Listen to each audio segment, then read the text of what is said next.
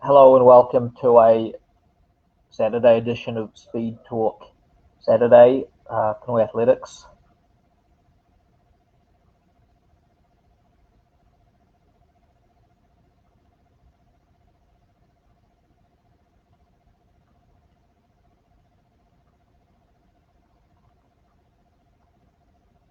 So today we're going to be discussing a few up-to-date issues. The first thing is in regards to the quarantine or the ECQ, which has been placed on NCR, Bulacan, Cavite, Laguna, and Rizal. The latest news is that it has been extended for another week, up for further review. According to the source, the MECQ in Quirino Province, City of Santiago, Isabela, GCQ in Cagayan, Isabela, Batangas, Tacloban City, Iligan City, Davao City, and Lanao del Sur, and everywhere else in MGCQ, which also includes the city of Cebu, which was under some serious lockdown before.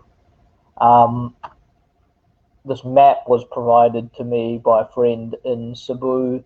It basically outlines the different restrictions in different areas. So the yellow has been placed under GCQ. The red, which is centered around Metro Manila and the surrounding areas, is in ECQ. The orange is in MECQ, and everywhere else is in MGCQ. So the main news that came through earlier today was Shiloh Corrales-Nelson. I'll just be providing a reading. This is all actually available on, the full article is actually available on the website, but I'll just be providing a reading on this. So this has all been posted up on the website.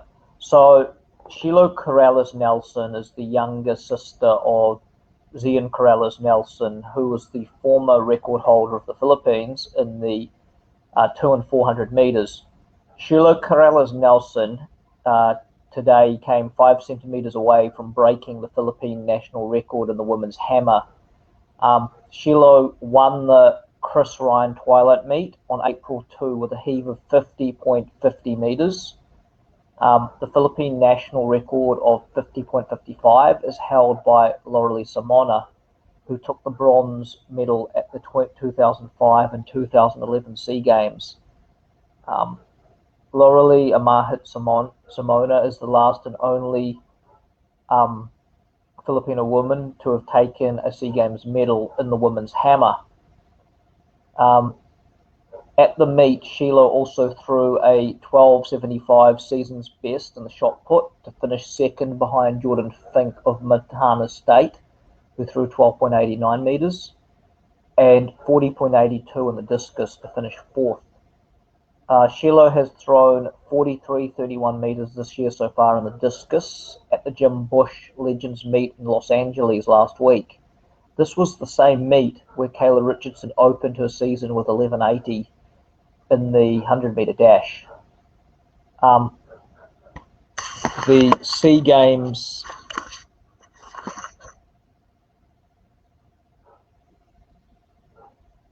Shiloh's marks in the discus, hammer, and shot put are Southeast Asian leading ranks for 2021.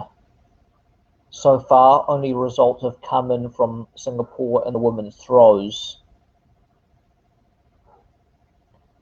The SEA Games qualifying for Team Philippines, as indicated by the POC and PSC task force, is the bronze medal, unless the athletes choose to self-fund. The marks for the qualifying marks are as follows. In the women's shot put, the qualifier is 13.36 meters. In the women's discus, the qualifier is 45.28 meters. And in the women's hammer, the qualifier is 55.64 meters.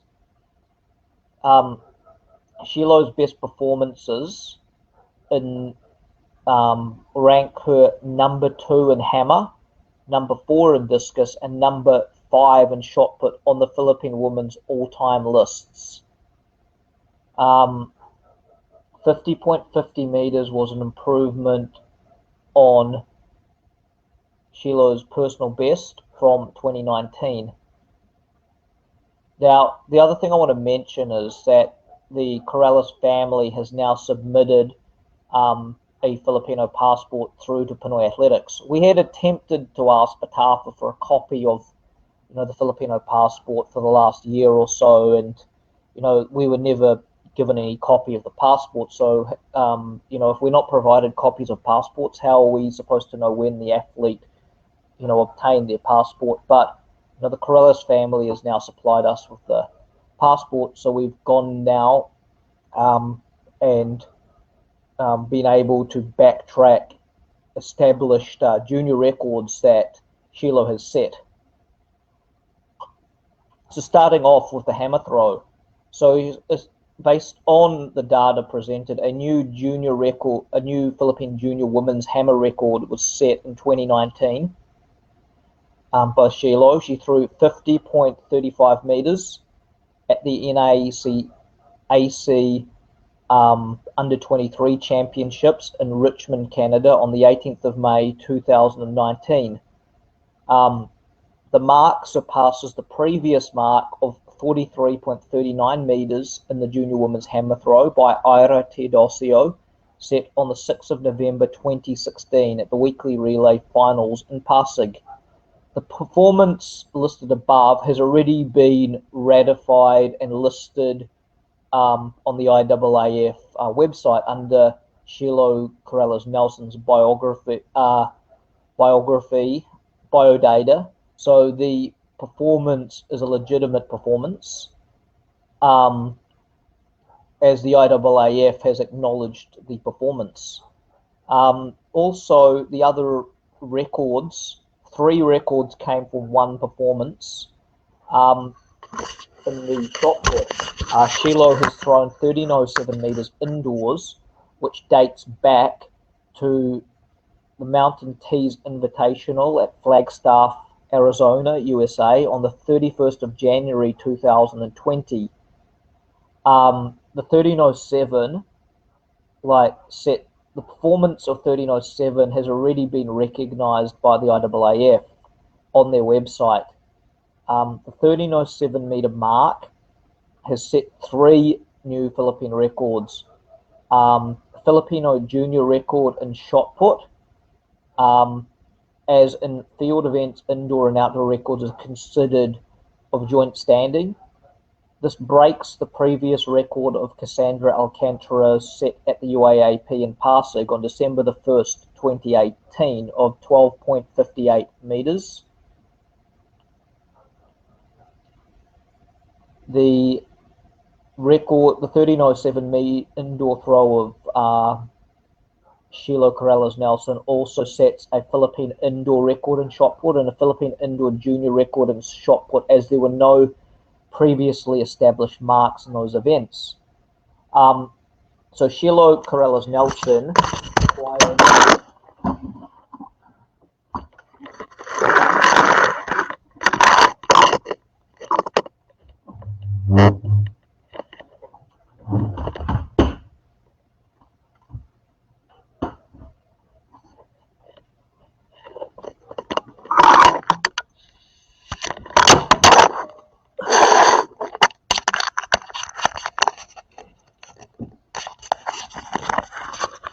sorry about that.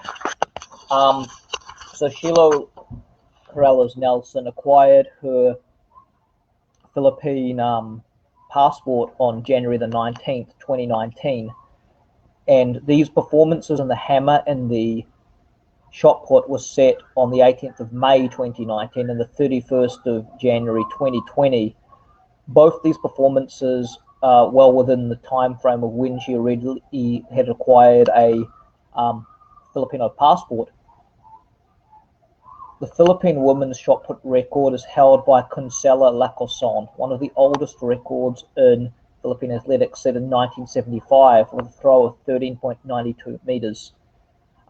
Looking at Shiloh's performances in the hammer and the shot put, she is actually just 29 centimeters away from qualifying for the SEA Games in the women's shot put, whereas in the women's hammer, she is 5 meters away from qualifying for SEA Games based on the bronze medal qualification standards. Originally from Canada, but now studying at UC Riverside under the same coach that guided Southeast Asian record holder in 2015 SEA Games men's hammer throw champion Caleb Stewart. So that's basically all on that report regarding the improvements of Shiloh Corrales-Nelson and 4 backdated records which have been submitted. Moving to the next screen. So these athletes have already competed this weekend. So only Kayla Richardson ran today.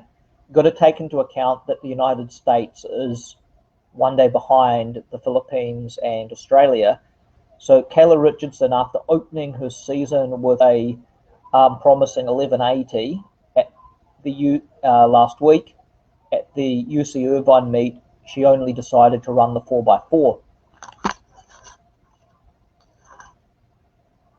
Competing this weekend will be Kyla Richardson at the Cal Poly meet tomorrow in the 100 meters. Christina Knott at the Pure Spring Break Invitational in Orlando, Florida, in the 1 and the 200 in the 1 and the 200 meters tomorrow, and Sarah Moran at the GCU Antelope Invitational in the women's javelin. Yet to compete or haven't competed yet in 2021, Zion Corrales-Nelson, Eric Cray, Willie Morrison, and Natalie Oy. So these athletes haven't registered any performances yet this year. I'll do shout outs at the end so I can get through this program. So some notes. So I'm just reiterating the point of the virtual events that Pinoyathletics has covered or been in cooperation. There have been 5 virtual events so far. Women's Dash for Cash with Massive Sports in December, over 60 meters. The Pinoyathletics Talking Chinoy 5,000 meter event. The Fantasia Pinoyathletics event, which covered 60, 300, and 1,000 meters. The National 3,000 meter champs virtual in cooperation with the Ilo athletics community, and the Sprintopia Pinoyathletics event, which was the 1, the 2, and the 400 meters events. So contrary to popular belief, the purpose of these virtual events is for really the main purpose I established these virtual events was to give athletes I'm coaching online, the chance to gauge their improvements of training and keep them motivated. And the secondary purpose after that was because there were other coaches in the Philippines who had the same, who had the same needs, that I had in order to keep athletes motivated and gauge their improvements. Those were the main purposes of this Pinoyathletics virtual meet. The primary motivation of the virtual meet is not to grow the popularity of Pinoyathletics, although if this happens, it happens. But the primary objective of our virtual meets was to engage and to motivate the athletes. Okay, moving on to our next screen. So the notes on Olympic qualifiers. We have been compiling Olympic qualifiers on our Pinoyathletics site through our various groups that we join, such as I Love Track and Field Coaches Network, and various others. So we've been able to start building our US audience by reaching out for statistics on world athletics. As I'm the vice president of the Association of Track and Field Statisticians, it was good to be able to reach out past the Filipino audience to the global athletic community.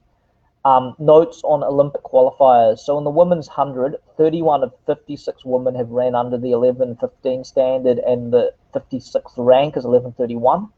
In the women's 200, 29 of 56 are under the 22:80 Olympic standard, and number 56 is 23:08. In the women's marathon, it's one of the only events that has, if not probably, one of the only events I've screened so far that has more qualifiers than actual slots. So the qualifying time in the women's marathon for the Olympics is 2 hours 29.30, which is much greater than the 2 hours 45 it was back in 2016. However, even with 2 hours 29.30, 77 women have already qualified for 75 slots, and this doesn't include the non-qualifying period that ran from around June to November 29, 2020. So there's still until the end of May for more women to qualify in the marathon. So I think that, the marathon standard for the next Olympics might have to even go down to 2 hours 28 or 2 hours 27, because obviously it's like a bit less tougher to qualify in than most of the other events in athletics. In men's 100, there were 36 of 56 men under 10:05. The standard, the 10:05 standard, there were number 56 was 10.16. In the 200, in the men, there were 27 of 56 under 20.24. Standard, number 56 was 20.48. In the 400 hurdles men, there were 15 of 40 men under the 48.90, which is quite a difficult standard. And number 40 was 49.46. The interesting thing with the 400 hurdles men is that at Prairie in, Grand Prairie in Texas, they're having a US sprint convention event, which I saw there were several guys that can run 48 in the start list. That will be tomorrow as well. They're having an event in Prairie, Texas. In the men's pole vault, there were 21 of 32 men under the over the 580 meters standard, and number 32 is 5.71 meters. EJ Obiena of the Philippines currently sits in 12th ranking with 5.86 meters. In the pole vault women, 20 of 32 women were over 4.70 meters with the standard of the standard, and number 32 was 4.51 meters. Okay, so some notes on the Southeast Asian rankings, which I'm just going to briefly go through. So leading the 60 and the 100 meters is Christina Knott with times of 7:26 and 11:54. In the 100, Kyla and Kayla Richardson with 11:80 and 11:85 are second and third, and Shanti Veronica Pereira, the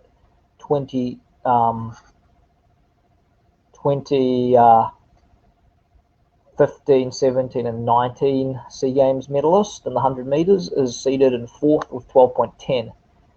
In the women's 200, Kayla Richardson leads with 24.19.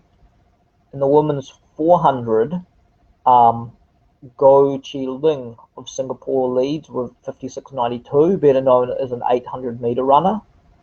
In the 800, Go Chi Ling also in 2:11.61 so far, and also in the 1500, the same athlete with 4:43.55. Nguyen Thi Huan of Vietnam leads the 5,000 with 17:40. Warafan Nunsri of Thailand leads the 10K with 38.29. Cheryl Chang Zurao of Singapore leads the steeplechase in 11:28. In the marathon, Quang Thi Ngoc Qua leads the of Vietnam leads the marathon with a time of 2 hours 49.23. In the 100 hurdles, Kirsten Ong with 15:52 in the of Singapore.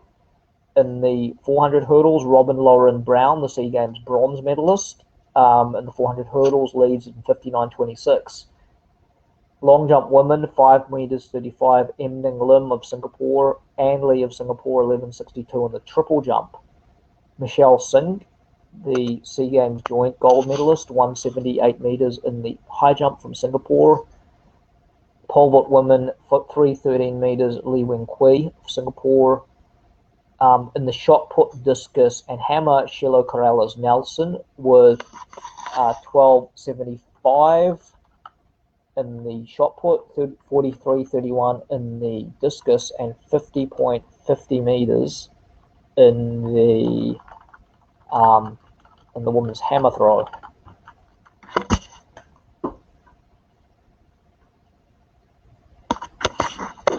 And in the women's javelin throw, Sarah Moran of the Philippines at 46.60 meters.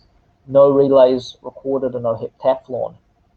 In the men's 60 meters, Eric Cray with 6.75 of the Philippines.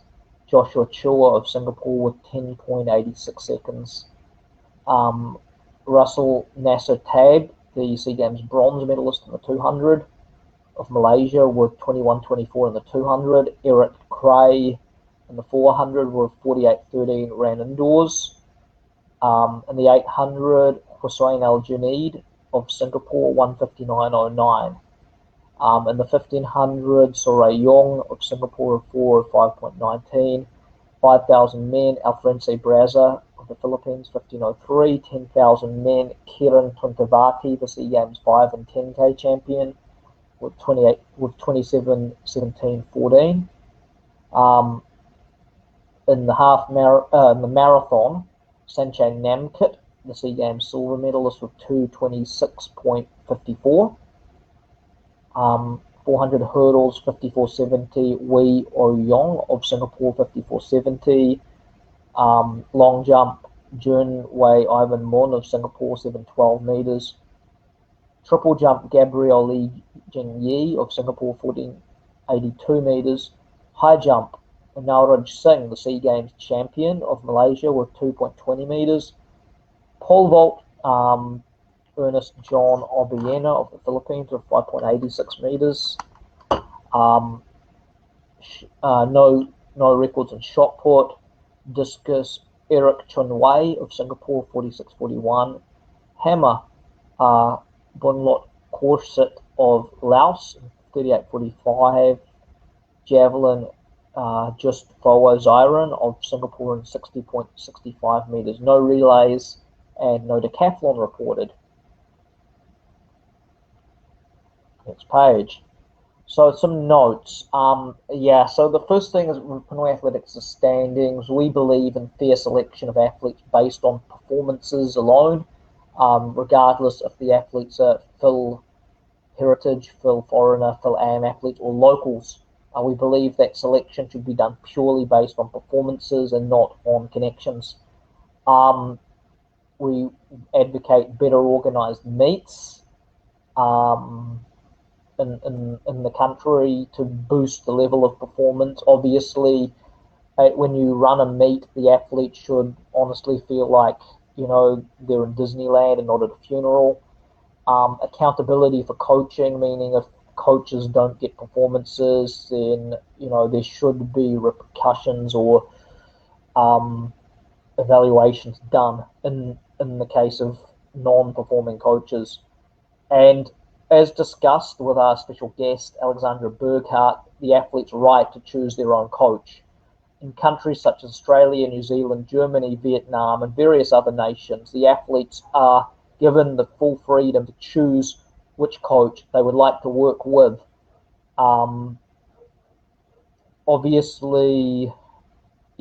So we'll be reiterating further on these points in future discussions, but this is a brief outline of what Pinoyathletics stands for.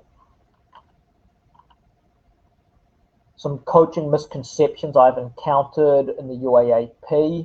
One particular coach: athletes were told not to drink water in training.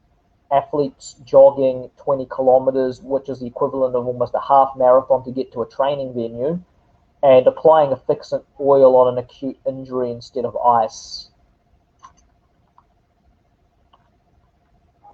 This is my weights program today at age 37, so I was aiming for higher reps, with the most I could lift at certain weights. So I was able to do 12 reps at 70 kg on the power cleans. Of course, it wasn't continuous. There was a few second pauses between lifts, so I could, make sure that I was fully concentrating on the lifts. I was able to do 50 push-ups. I ended up just doing 50 push-ups because I was waiting. I wanted to do lat pulls next, but someone else was using the machine. So I ended up going and seeing how many push-ups I could do. I haven't done push-ups for several years. I was able to do 50.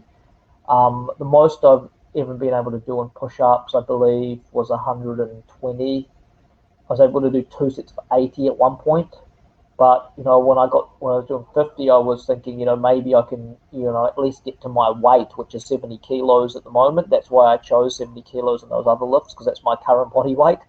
I was hoping, to get to 70 push-ups, but by the time I got to about 45, my arms were burning, so I ended up, rounding it off at 50 push-ups. More than my age, but less than my body weight. I was also able to do 12 sets of 70 kilos on the full squat, arse going right to ground. I was on about number 8. I was getting a little bit, unevenly unbalanced, so I had to pause a bit and reset the lift. Lat pulls, 47 kilos times 15. Box jumps, 24 inches times 10, 27 inches times 6, 30 inches times 6, and then PB'd at 32 inches times 3, which was, a lot better than what I was expecting, as I haven't done box jumps in a while. I've done some heavy lifting before, so that was a good outcome.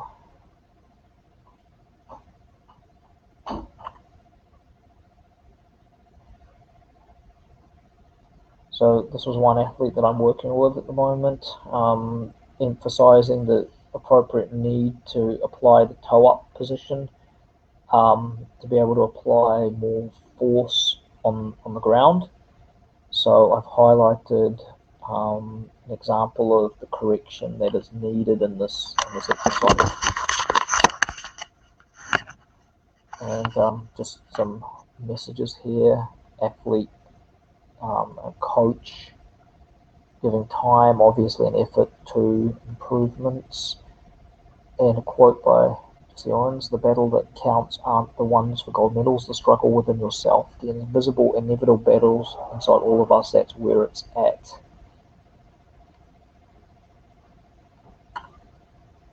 Focus, discipline, hard work, goal setting, and of course the thrill of finally achieving your goals. These are the lessons in life. And that is all. Okay, so just highlighting what we have coming up next. So on Tuesday we have a tentative scheduled interview with the Richardson twin sprinters, the Richardson sisters, Kayla and Kyla. I haven't got an exact time on Tuesday, but I'll update you tomorrow with the details on that one. We also have from Ernella Barra an interview on the 13th of the presentation on the 13th, which I'll be looking at now.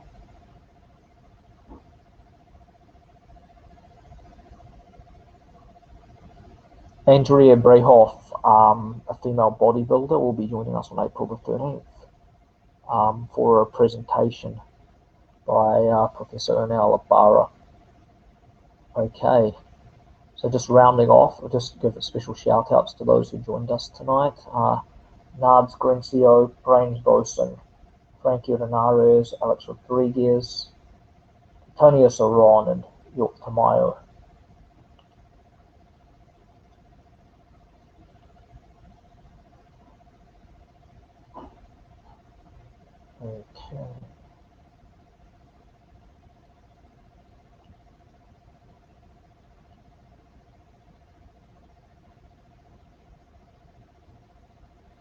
All right, that's all we have time for tonight.